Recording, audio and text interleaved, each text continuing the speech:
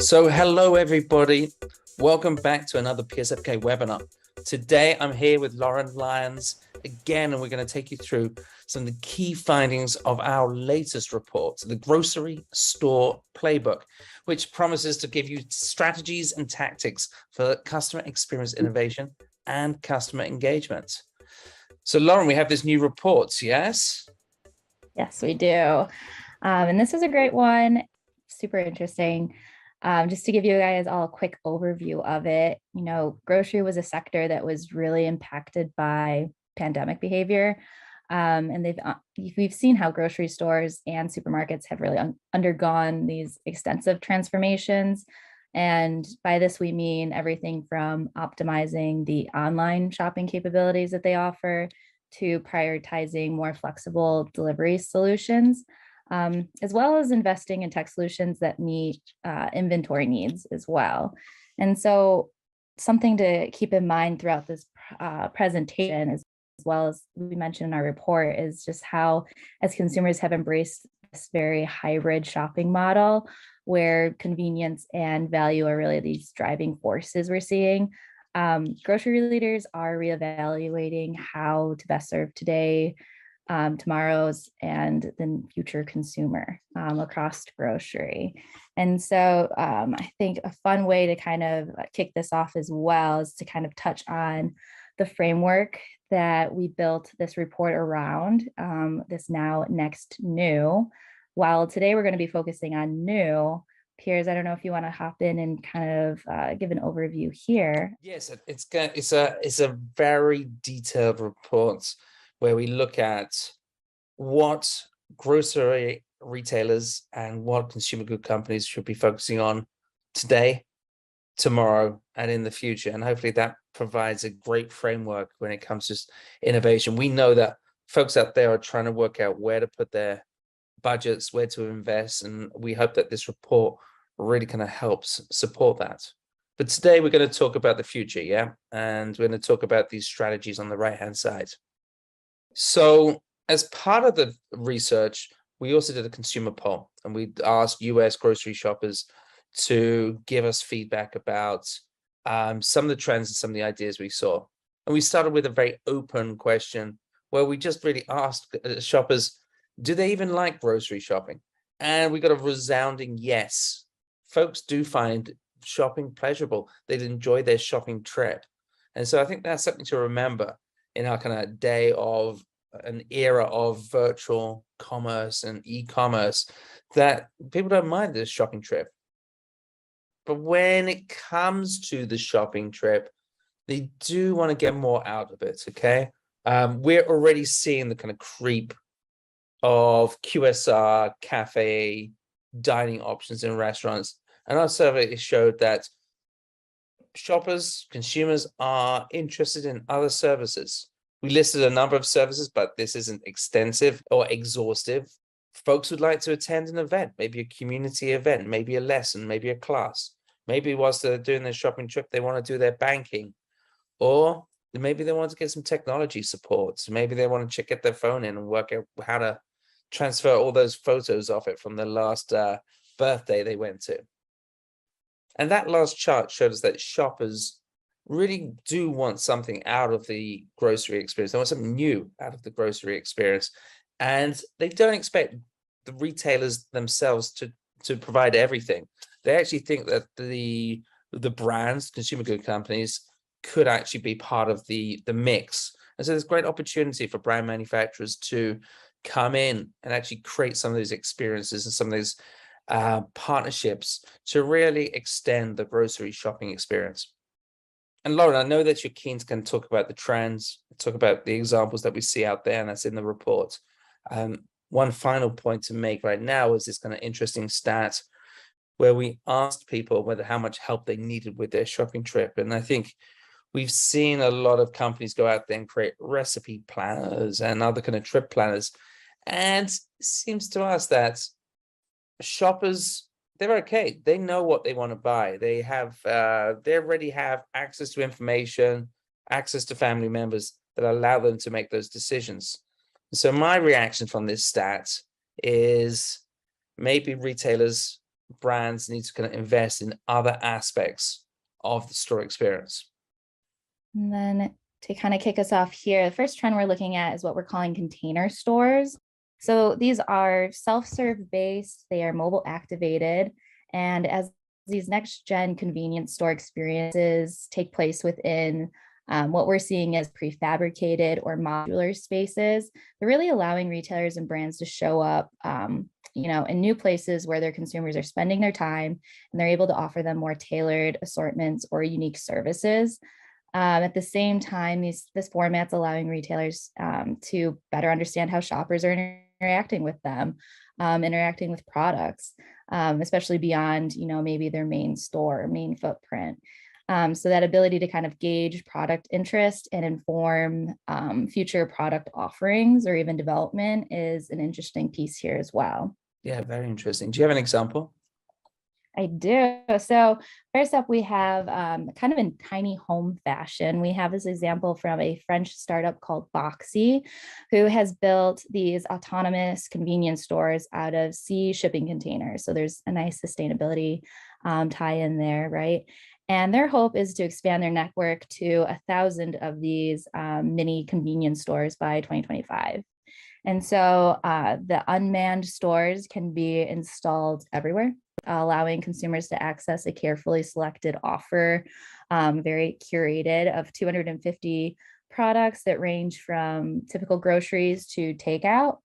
And to shop within Boxy, consumers download the app, they confirm their identity and preferred payment method within the app, and then they're provided with a unique QR code. So this allows them to access the store 24/7. And once inside, technology that is similar to Amazon's Pick Up and Go, where they're using hundreds of sensors and a system that combines computer vision with deep learning algorithms. Boxy is able to automatically then detect what is selected as a consumer moves through the space, and ultimately sends them a receipt through their digital wallet afterwards. That's great. Where did you say that was? Or where they're running the Boxy, yeah. And so they are a French startup. So this is a Great. startup example, but yes.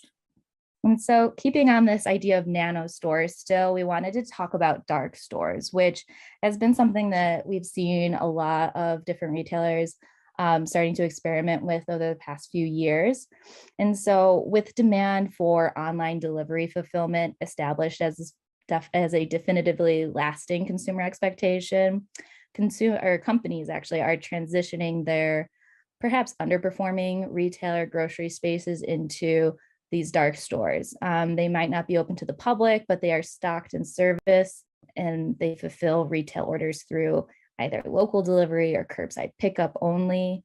And whether opening a dark store or reformatting an existing storefront to become a distribution hub, retailers are extending their footprint while increasing their online fulfillment efficiencies. And so that's also enabling those shorter delivery times that continue to become more and more important to consumers today. And so kind of just to highlight a great example of this right now that's recent, from Publix supermarkets, who have partnered with Instacart, and they've developed a custom model for a 15-minute delivery. And they're utilizing Instacart's nano fulfillment centers to do this. And so Instacart is operating on behalf of the retailer through what they're calling their carrot warehouses. And so Publix is the first grocer to collaborate on Instagram's new fulfillment solutions, and they're hoping to ensure high in-stock rates and then as well as unmatched speed, which are two things that I think really speak to the needs of online shoppers right now, especially within grocery. And so consumers can access this rapid delivery service through the grocer's mobile app or website, as well as the Instacart app. And so really it's an easy system where Publix orders are placed through Instacart and then fulfilled via the Carrot warehouse. Yeah, it really makes sense. So this next trend is going to be around this idea of a kind of the automated store, which I think we've all been watching. And I think this is going to be a big theme for a lot of retailers, where we're seeing how the store's being optimized to better serve customers we're doing it through improved design, better inventory, the assortment, and really kind of fulfillment and automation. But a word of warning here is, whilst shoppers do want to have smarter stores and be able to navigate stores, to be able to shop on their own terms with technology, there is an issue around personalization. In fact, we feel that shoppers don't want as much personalization as retailers seem to be investing into that theme. I don't know if like retailers, I don't know if shoppers are expecting to be greeted by their name when they walk through the store, or they're expected their personal assortment on display or in a screen. They're looking for other kind of aspects of technology to help them along their way and get the most out of their trip. Excellent. And I think this cues up our next set of trends really well, Piers. So to kick us off, we have what we're calling responsive operations. And here we're looking at how intelligently connected inventory systems and infrastructure as well not only are allowing for a more seamless and intuitive consumer experience, but also providing retailers with greater accuracy regarding demand forecasting. And so by incorporating that cloud-based solution into their organization, we're seeing how retailers are becoming better suited to collect and analyze data, and then also leverage those insights to better predict consumer demand. So again, back to Piers's point on that last slide, just being able to provide a better experience, but perhaps not exactly personalization by using that consumer data. So different ways of using it, different ways of leveraging it, ultimately to provide a better experience. And so example here that we wanted to call out is from Weiss Markets. So to enhance operations at nearly 200 of their stores, Weiss Markets has partnered with InvaFresh, which is a fresh intelligence platform for grocery retailers specifically. And so through this partnership, Weiss Markets plans to improve demand forecasting, their in-store production planning, their food traceability, another nice sustainability tie in there, along with their recipe management and management across all of their fresh departments, actually, in order to upgrade the fresh food life cycle within each of their stores. And so to give Weiss Markets and other retailers that they partner with greater control over their fresh produce products and waste management, InvaFresh leverages AI and machine learning capabilities. And this technology not only helps the retailers they partner with food, fresh food management, but it's also reducing staff workload here. So another good element to call out with this example. Okay, so and now sticking with the automated store theme, the second trend we had here was retail as media. And so grocery stores and supermarkets are using retail media to provide opportunities for new revenue. And the retail media concept really allows the store to use its existing point of sale systems, such as everything from cash registers, self-checkout kiosks, and even in-aisle displays as well, to provide additional information to consumers about the products in the store. And this includes advertisements, recipe suggestions, nutritional information, and any other content that might be relevant to consumers. And then again, another piece here is retailers can also earn revenue from their social media presence on sites like Facebook, Twitter, YouTube, through these types of partnerships. And so just a quick example here of a grocer that is bringing this idea to life. Kroger has announced its plans to further expand a retail media business, which they are calling Kroger Precision Marketing. And they're using CTV and video offerings along with new programming abilities as well.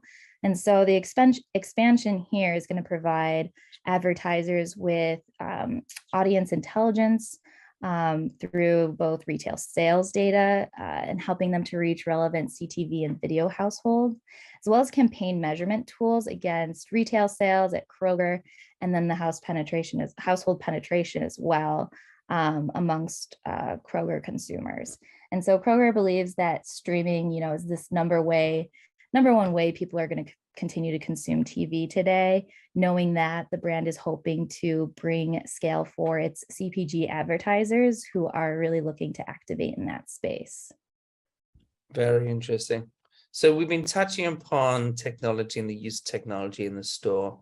When we spoke to shoppers, especially US grocery shoppers, what they wanted to get out of technology, what seemed to come across in terms of their responses, the ability to navigate the store, connect with the store, interact with the store and its contents on their own terms, and often through a mobile phone.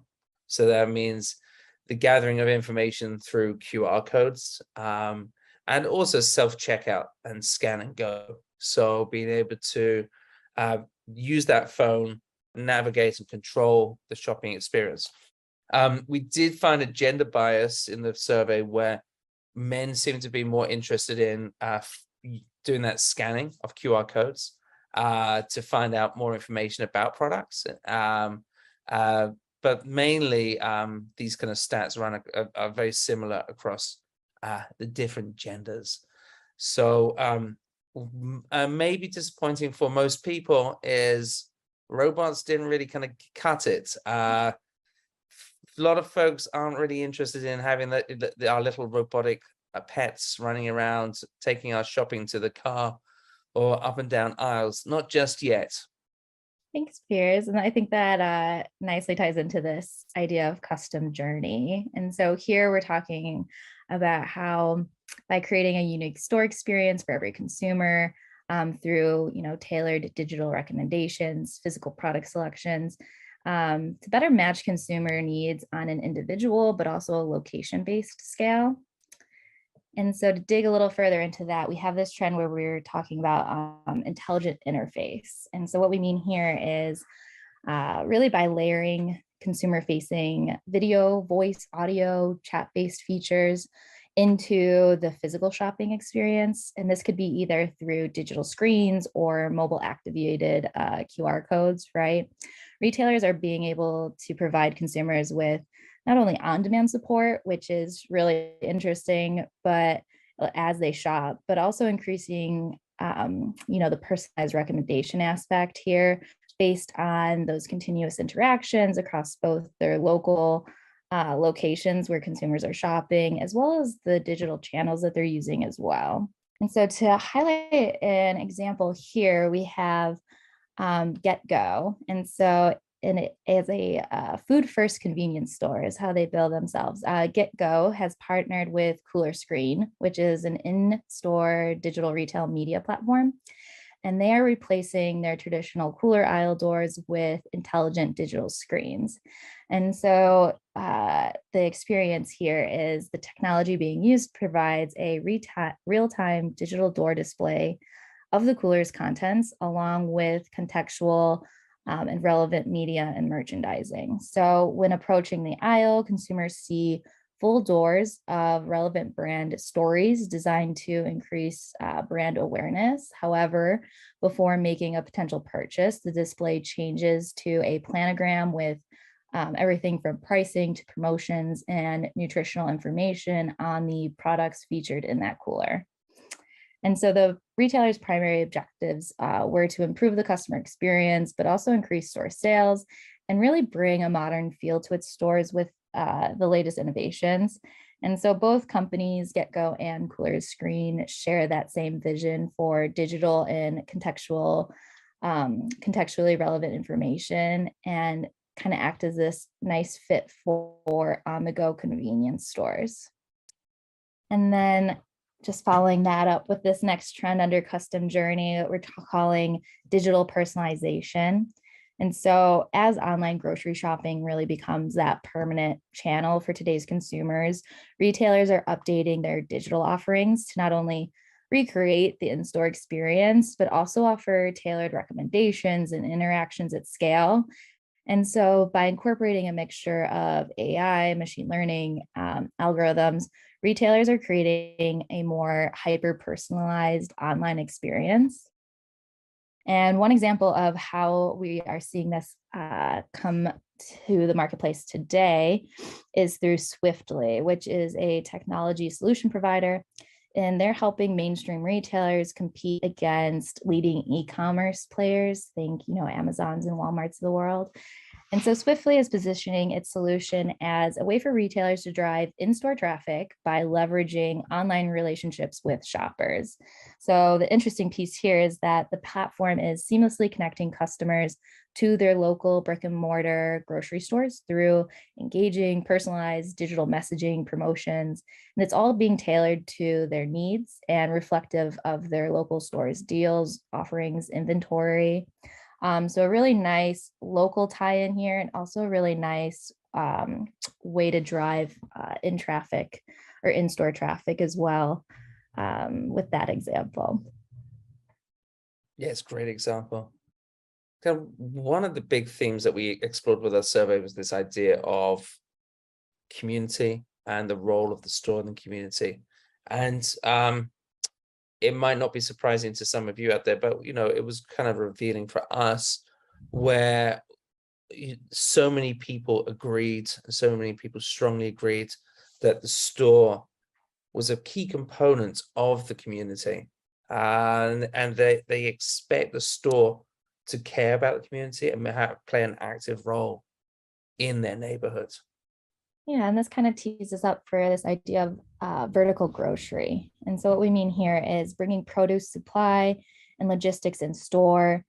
Physical outposts are serving multiple purposes today, right? So we're thinking of everything from the local store to farm and community kitchen. And so just to touch on this, the first trend that we wanted to call out here is what we're calling stores farm. And so in the interest of moving produce ever and ever and ever closer to consumers, grocers are developing in-store vertical farms.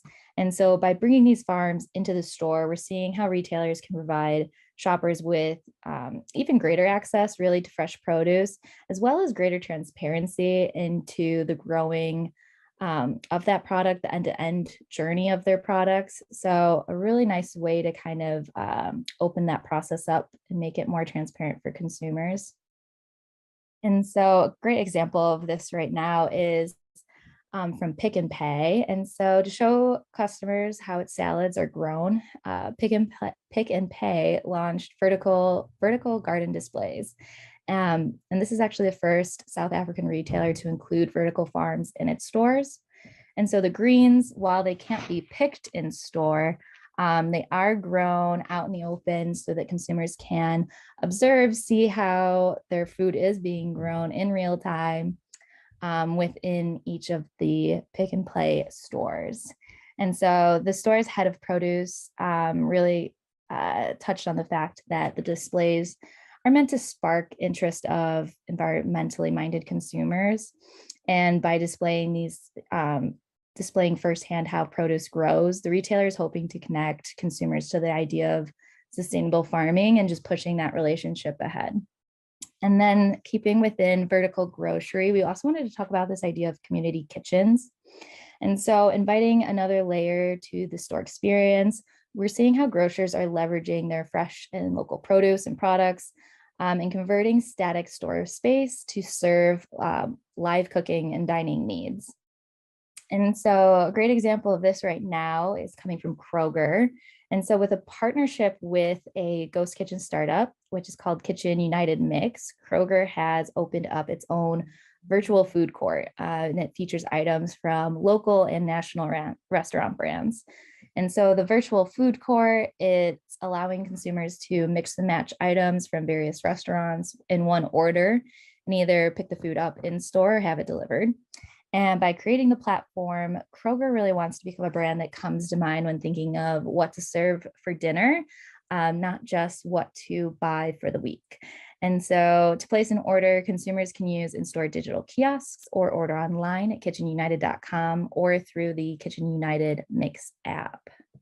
One other stat that kind of came through, which is super interesting, was this idea of accessibility. And I think if we continue the theme of community, the community expects the store, the retailers to embrace everybody in the community. And so accessible to all, accessibility to all. It's such a kind of key theme that the shopper is demanding.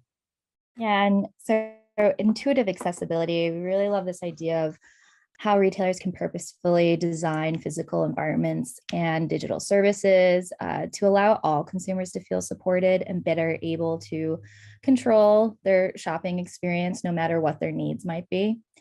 And so to kick this off, we were first thinking about accessible self-serve. And so driven by contactless culture and accessibility laws, we're seeing how retailers are developing innovative ways to help all shoppers interact safely, intuitively with automated retail systems. And so taking into account the visual, audio, touch-based needs of all consumers, retailers are really rolling out solutions in the form of everything from in-store kiosks to vending machines and packaging that, when activated, is able to really provide a step-by-step guidance tailored to specific needs, prompting audio recording, computer vision, and even motion traction technology. And so a cool example here is coming to us from Europe. So across Europe, cereal brand Kellogg has rolled out accessible boxes for blind and partially sighted consumers. And so working with Navilance technology, the new packaging that they're using allows a smartphone to easily and quickly detect unique unpacked codes and then play back labeling information to visually impaired shoppers. And this all happens autonomously, automatically. And so the app enables scanning from a 3-meter distance and reads aloud the labeling, including ingredients, allergens, recycling information. And Kellogg is really hoping that other brands will follow their lead here and make supermarket shelves more accessible by helping visually impaired people and shoppers to really access their local stores and grocery markets more independently, as well as access a range of information from the packaging. And then just to continue here, we're also thinking about this idea of intuitive accessibility from the point of view of empathetic design. And what we mean here is, how can you create store environments that are accessible and safe for all? We're really seeing how retailers are upgrading their brick and mortar locations where they're able to support all shoppers' needs through everything from wayfinding technology to creating these more sensory friendly environments and also dedicated hours. And a great example here is coming to us from Italy's unique co-op Firenze, which opened its co-op Fi store to serve people with autism specifically.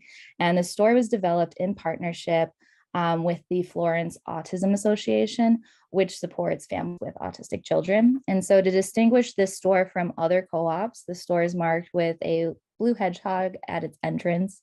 The sign is also positioned at one of the cashiers, where autistic shoppers are welcome to receive priority checkout.